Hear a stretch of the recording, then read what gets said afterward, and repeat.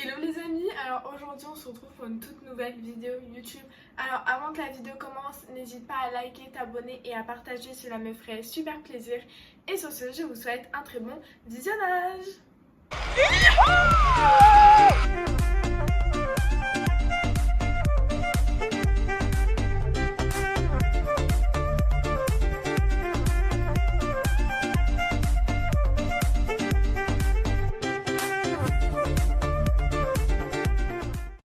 Comme vous avez pu le voir au titre de la vidéo, aujourd'hui on se retrouve pour la vidéo où je vous explique comment se passe l'oral de français qui se déroule donc pendant l'année de première. Comme vous avez pu le voir, ceux qui me suivent sur Instagram, j'ai passé mon oral blanc la semaine dernière, donc vendredi, je sais pas combien, genre le 7, je crois, un truc comme ça devait être.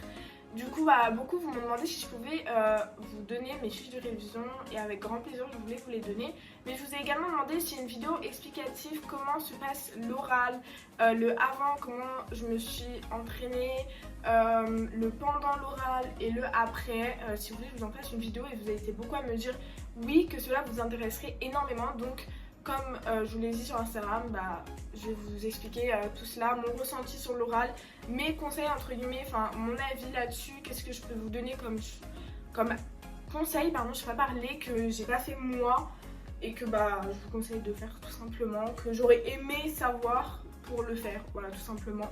Du coup je vais pas parler plus longtemps et c'est parti. Du coup, je sais pas du tout, si vous regardez la vidéo vous êtes en première ou autre, mais moi je vous conseille, et c'est ce qu'on m'a conseillé également, de mettre toutes mes fiches, mes textes dans un porte-vue. Voilà. Alors moi on m'a également dit qu'il fallait les imprimer en double les textes et il fallait qu'ils soient vierges. Donc vierge, je vous montre si c'est comme ça en fait, genre il n'y a rien d'écrit dessus, il y a juste le texte et qu'il a écrit, c'est tout, alors il n'y a rien d'écrit dessus. Et moi on m'a conseillé de l'avoir en double, sauf que pour l'oral, ça m'a pas servi de l'avoir en double pour l'oral blanc. Après pour l'oral final, je sais pas du tout si c'est important, mais je pourrais pas vous dire si c'est important de l'avoir en double, faut que je me renseigne du coup et je demande pourquoi on me l'a pas demandé. Mais parce que de base si on doit l'avoir en double, s'il y en a une pour nous et une pour l'examinateur, donc voilà. Alors comment s'est passé l'avant, juste avant aussi de commencer, toutes les fiches de révision que j'ai faites seront sur un drive que je vous mettrai en description. Normalement je les mettrai sur un drive sauf si j'ai pas réussi ou autre. Normalement ce sera tout dans un drive dans la description. Je m'excuse par avance si vous n'allez pas me relire ou s'il y a des abréviations que vous n'arrivez pas à comprendre. S'il y a des abréviations que vous n'arrivez pas à comprendre, mettez-les-moi en commentaire et j'essaierai de vous répondre. Enfin je vous répondrai tout simplement le plus rapidement possible. Parce qu'en fait les fiches je les ai fait sur des fiches Bristol. Voilà, je vais vous en montrer quelques-unes. Je les ai fait toutes sur des fiches Bristol parce que j'ai une mémoire assez visuelle quand j'écris, donc je préfère les faire sur fiches Bristol que sur ordinateur. Donc voilà, je les ai scannées et je vous les ai mises, donc j'espère que vous arriverez bien à me relire comme il faut. J'essaie de les scanner de la manière où ça soit la plus clean totale. Donc voilà, alors comment ça se passe, comment moi je vous conseille pour faire vos fiches de révision. Tout d'abord, franchement je vous conseille de le faire dès que vous avez fini une analyse linéaire, de le faire, ou à chaque petite vacances, de faire toutes les analyses linéaires de toutes les analyses que vous avez fait entre les vacances. Donc par exemple de la rentrée à la Toussaint, faites toutes celles-là, enfin bref. Vous avez compris, je vous conseille et pas de les faire au dernier moment parce que vous en sortez pas. Ce qui explique pourquoi j'ai pas pu faire toutes mes analyses parce que j'ai pas pu m'en sortir, il y en avait trop à faire. Donc j'ai fait celle vraiment que j'arrivais le mieux, etc. Et que ouais, j'ai fait celle qui venait en première honnêtement. Je vous conseille également d'imprimer les analyses en 3e exemplaire. Alors du coup moi je les ai imprimées en triple. Là celle-là je m'en servirai jusqu'à la fin de l'année du coup, même pour mon oral final. Et qu'est-ce que j'ai fait du coup, en fait pour la 3e, vu que celle-là j'aurais pas le droit de l'emmener pour l'examen, enfin juste pour réviser avant si je veux, mais pendant l'épreuve j'aurais pas le droit d'y avoir. En fait j'ai fait toutes les structures d'une couleur. Comme ça en fait ça m'a permis que quand je suis arrivée à l'oral, j'avais la structure en tête avec les couleurs. C'est ma façon de faire, après chacun a sa façon, mais moi c'est quelque chose qui a bien marché. J'ai après également fait, c'est pas très bien fait parce que j'ai changé de légende entre chaque analyse, donc c'est pas logique en soi. Mais j'ai également par exemple souligné les hyperboles, etc. Comme ça, c'était en fait, moi j'ai quand même une mémoire très visuelle, du coup ça me permettait de savoir, bah là il y avait ça, ça, ça, là j'ai souligné ça, ça voulait dire ça. Voilà, enfin je vous conseille vraiment de faire ça, ça peut être très pratique. Voilà, je vous donne plein de petites techniques qui pour moi marchent et peut-être pour vous ça marche pas forcément ou ça marche mieux. Mais du coup ça c'est quand même une bonne astuce que j'aime beaucoup et que bah, j'ai fait sur tous mes textes que je connaissais et quasiment bah, tous les textes que j'ai fait des fiches de révision dessus. Aussi également, je vous conseille du coup de préparer votre deuxième partie bien avant. Enfin, en fait, la deuxième partie de l'oral, si vous ne le saviez pas, c'est sur une œuvre que vous avez étudiée en cours. Du coup, moi, j'ai pris donc sur les fausses confidences de Marivaux, voilà, c'est ce livre-là. Moi, j'avais eu une séance d'AP entre guillemets où on devait travailler là-dessus. Et on m'avait dit de quand même parler bien de l'auteur, ce qu'il a fait et raconter quand même assez rapidement quand même le résumé de la pièce et après donner bah, pourquoi j'ai choisi cette œuvre-là. Et bon, au final, à l'oral, c'est pas vraiment ce qu'on m'a dit finalement de faire et ça m'a également un peu perturbée. Je vous mettrai hein, si vous voulez mon analyse et tout si vous voulez vous en inspirer, mais c'est pas ce qu'il faut faire. La mienne, vous verrez, elle raconte beaucoup sur la vie de l'auteur et sur également le livre, mais il faut abréger et beaucoup parler de ce qui nous a plu, donner énormément d'exemples, de contre-exemples, etc. Vraiment prouver et montrer à l'examinateur que vous connaissez votre sujet, c'est très très important. Du coup, voilà, je pourrais vous la mettre si vous voulez, parce qu'il y a des choses qui sont bien quand même dedans. Par exemple, parler du marivaudage. Enfin, pour ceux qui ont vu les fausses confidences du Marivaux, vous verrez ce que c'est le marivaudage. Mais voilà, il y a des choses qui sont importantes à dire quand même dans mon analyse, mais il y a des choses à enlever. Il faut vraiment beaucoup dire j'ai trouvé. Voilà, c'est vraiment ce qu'il faut faire dans la deuxième partie. Et moi, je ne le savais pas vraiment. Enfin, je pensais pas que c'était à ce point-là qu'il fallait développer notre argumentation. Et c'est vraiment la chose la plus importante pour la deuxième partie de l'oral. Donc voilà, je vous ai donné un peu toutes mes astuces pour avant l'oral. Pour la question de grammaire qu'on va vous poser, je ne l'ai pas révisée.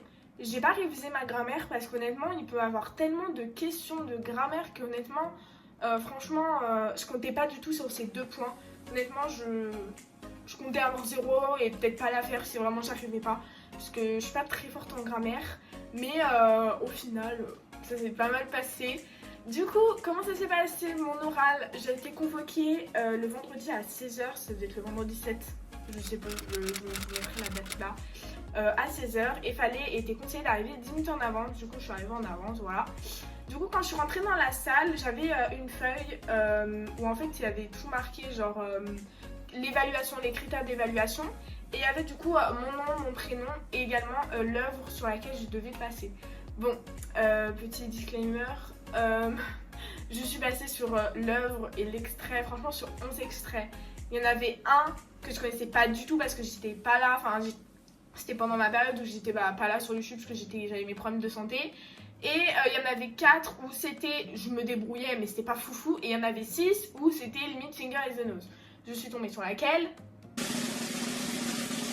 Sur celle que je connaissais pas du tout, voilà, j'étais au bout de ma vie, je vous l'assure, j'étais vraiment très dégoûtée, ça m'a...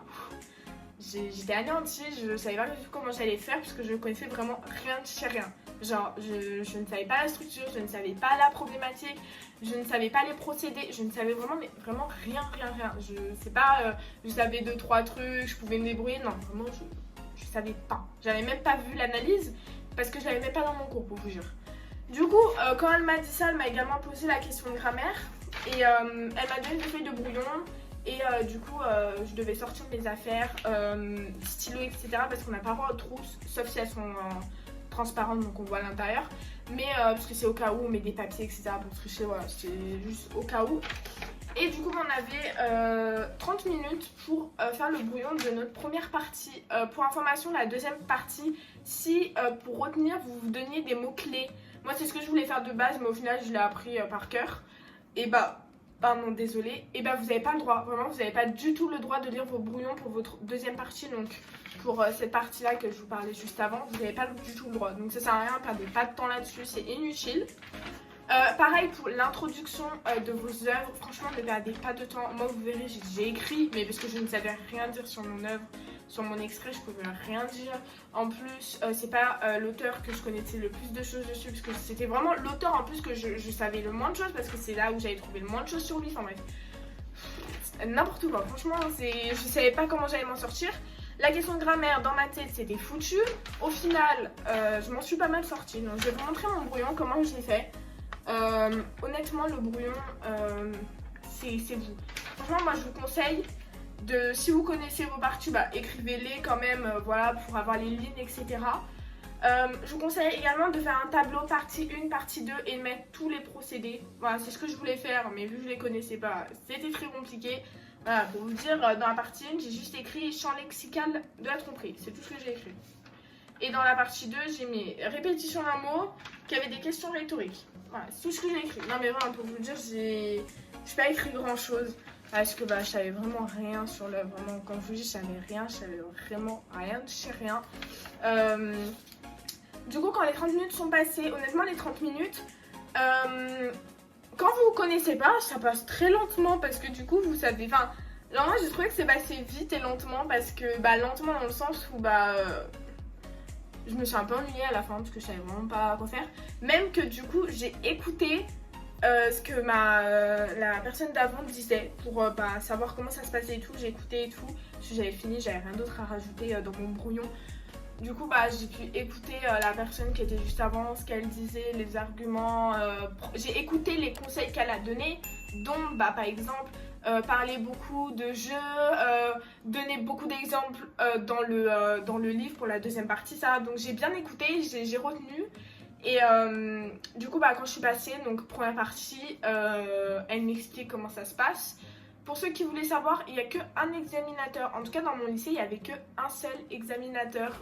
Moi, je pensais qu'il y avait plusieurs examinateurs. Enfin, on m'avait jamais vraiment dit comment c'était. Et en fait, il n'y a qu'un examinateur. Vous êtes assis sur une chaise et vous lisez. Enfin, d'abord, vous faites votre introduction. Après, vous lisez le texte.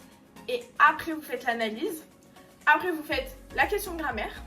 L'analyse, il faut qu'elle dure 8 minutes. Vraiment, je vous jure, l'analyse doit durer 8 minutes. Si ça dure moins de 8 minutes, vous pouvez être pénalisé. Et moi, ça me faisait très très peur parce que je me suis dit, jamais je vais tenir 8 minutes. Mais au final, moi, j'ai fait de la paraphrase. En fait, j'ai expliqué le texte sans procédé. Du coup, ça m'a fait un peu gagner des points parce que ça prouvait que je connaissais un peu le texte, mais je savais pas les procédés. Parce que du coup, je l'ai bien relu le texte. Du coup, je l'ai bien compris le texte au final. Mais j'avais pas les procédés, je ne trouvais pas les procédés. Je ne suis pas quelqu'un de très forte déjà pour trouver des procédés. Enfin, moi, un mot est un mot, ça veut pas dire ça c'est pas une hyperbole, il sous-entend ça. Moi, j'arrive pas du tout à trouver ça. Pour moi, il met beau, c'est pas il sous-entend que ça ou il désigne ça indirectement par rapport à ce. Moi, je comprends pas les trucs comme ça. Je sais pas comment les gens vous faites pour trouver les procédés. Franchement, bravo, parce que moi, j'arrive pas du tout. C'est pour ça que moi, au bac, je prends dissertation tout le temps et pas commentaire composé, parce que impossible de trouver. À part les champs lexicaux, c'est tout ce que je trouve. C'est déjà pas mal, j'ai envie de vous dire. Mais du coup, voilà. La question de grammaire, moi, personnellement, c'était donc j'avais une phrase et il fallait que je parle de la négation. Du coup, je m'en suis pas mal sortie. Du coup, je pense que j'aurais quasiment tous les points. Et j'ai eu la chance de tenir 8 minutes. Franchement, j'étais rassurée. Je sais pas si je l'ai dit à tout le monde, je l'avais déjà dit. Mais j'ai tenu 8 minutes, donc j'ai pas perdu de points.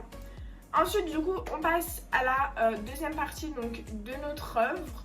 Du coup, fallait que je parle de mon œuvre, etc.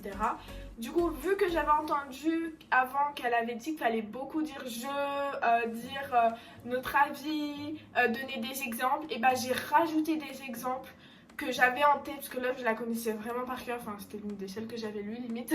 C'est pour ça que je l'avais choisie également. Déjà je l'avais beaucoup aimé, c'est un grand mot. Pour un livre de français, je l'avais bien aimé. Voilà. Sinon, je la connaissais limite par cœur, l'histoire. J'avais relu des résumés dessus. Voilà, je l'avais lu qu'une fois l'histoire par contre, c'est déjà pas mal.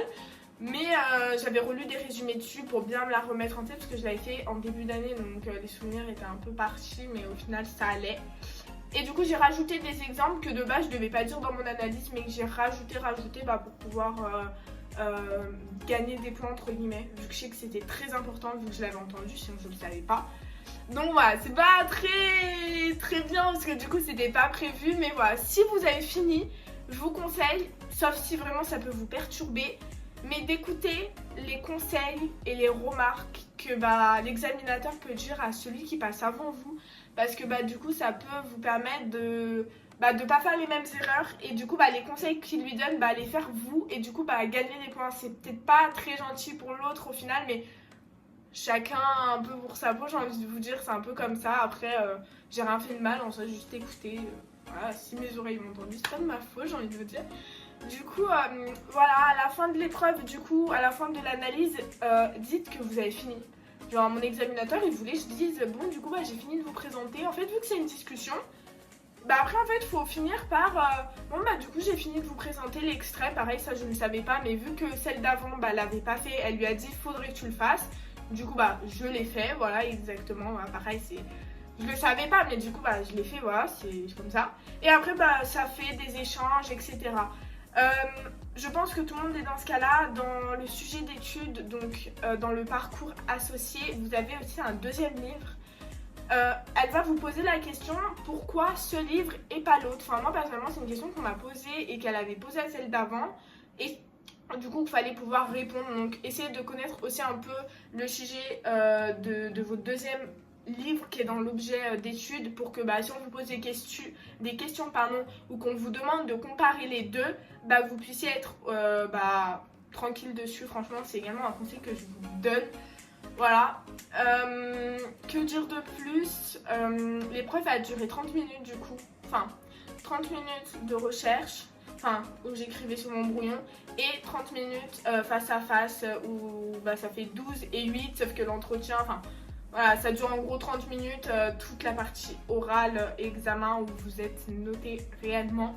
Après, elle vous dit un peu ce qu'elle a pensé de ça. Après, vous pouvez lui demander si vous voulez, peut-être, je sais pas, moi je lui ai demandé si j'allais avoir au-dessus de la moyenne. Je voulais être rassurée parce que je ne connaissais pas, comme j'avais dit, la première partie qui est sur 12 points, je crois, et l'autre sur 8, donc ça me faisait un peu peur. Et du coup, j'ai pu lui demander, du coup, elle a pu me répondre que oui, j'aurais bien évidemment au-dessus de la moyenne, ce qui m'a énormément rassurée, pour vous le dire. Et également, j'ai posé une question, donc ça c'était après l'épreuve, donc moi j'avais fini et tout, il n'y avait personne après moi, donc c'était plus entre examinateur et personne, c'était vraiment en tant que professeur-élève. Je lui ai demandé si c'était possible, si on connaissait vraiment pas du tout l'œuvre, s'il était possible de demander de changer de texte. Parce que moi j'aurais aimé pouvoir changer de texte, mais du coup moi je l'ai pas demandé, j'ai pas osé demander. Et elle m'a dit que c'était totalement non. Maintenant, avec ce que Jean-Michel Blanquer, le ministre de l'Éducation nationale, il a dit, cette année, nous, on va nous proposer 2 textes, et du coup on devra choisir entre les deux. Mais sinon les autres années, sauf s'il y a encore le Covid, mais ça m'étonnerait l'année prochaine, vous n'avez pas le droit de demander de changer de texte. En tout cas, mon examinateur m'a dit qu'elle n'accepterait jamais, et au contraire, elle serait encore plus stricte et limite plus énervée. Bon voilà, c'est quelque chose que moi je ne savais pas du tout si on avait le droit. Je me doutais qu'on n'avait pas le droit, mais on nous a jamais dit vous n'avez pas le droit. Donc je vous le dis comme ça, au moins vous êtes sûr qu'on n'a pas du tout le droit. Voilà, après si vous voulez demander, demandez, mais c'est vraiment un grand risque que vous prenez de demander. En tout cas, voilà, je vous conseille vraiment de bien écouter toutes les remarques, les conseils qu'on vous donne, pour que ça puisse vous servir pour l'oral définitif, si vous l'avez fait en blanc, ou si j'espère que ça vous aura aidé, toutes mes aides, toutes mes remarques, mes fiches de révision du coup que je vous mettrai en description. J'espère que ça vous aidera un maximum. Je le fais avec grand plaisir de vous aider, franchement, j'espère que ça vous aidera. Et dites-moi du coup si vous avez réussi votre oral, comment ça s'est passé, votre avis là-dessus, est-ce que vous avez le même type d'expérience que moi. Honnêtement, moi j'ai été très à l'aise. Mon examinatrice, elle a vu que je stressais au début parce que je connaissais pas du tout. Elle m'a mise à l'aise, elle m'a beaucoup aidée. J'ai eu de la chance d'avoir quelqu'un de très gentil en face de moi. Je sais que c'est pas le cas pour tout le monde, d'autres se sentent très mal à l'aise, mais moi j'étais très rassurée. Elle m'a vraiment déstressée, donc ça a été un point également positif pour moi du coup. En tout cas, j'espère que cette vidéo vous aura plu. Je vous fais plein de bisous. Et je vous dis du coup à la semaine prochaine pour une nouvelle vidéo. Bisous tout le monde!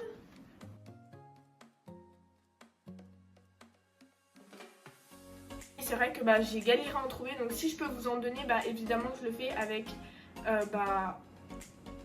j'ai perdu le mot. fait avec... je trouve pas le mot. Évidemment, enfin avec grand plaisir, voilà, j'ai trouvé le mot. Putain, j'ai galéré à le trouver.